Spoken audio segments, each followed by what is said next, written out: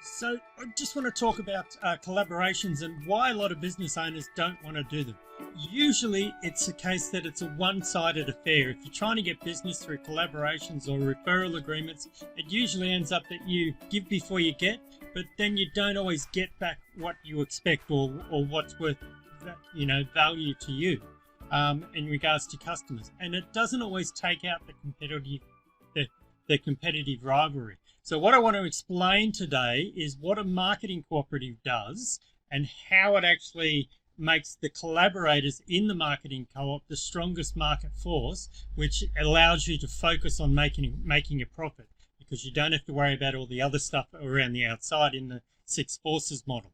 Okay, so competitive rivalry, obviously collaborators are the opposite of competitive rivalry in the market forces. So if collaborators are the strongest force, it means that the weakest force is actually the competitive rivalry, or it should be, if you get the four outline threats and you limit the risk of them becoming the strongest force. But to do that, you have to set up systems within and processes within your marketing co-op.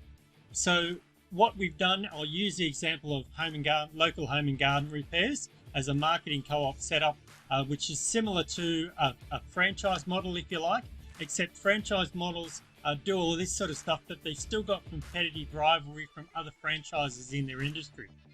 So because we're going, of course, we could have franchisees or franchise groups within our industry, but we've got to limit them from dominating and taking over the industry, and I'll explain in a second what problems that would cause if that's actually what happens. So it's something that's a very complicated setup, but people usually don't bother with it because you can't manage effectively all of these four outlining things if you're intrinsically involved in the industry usually. So it takes someone from outside of the industry to come in and basically settle the arguments and fights and put the policies and procedures in place. And that's how they earn their money, and that's how we earn our money out of the booking fees, because we're effectively judge, jury and executioner to make sure that the customers are looked after first and everything else is secondary to that.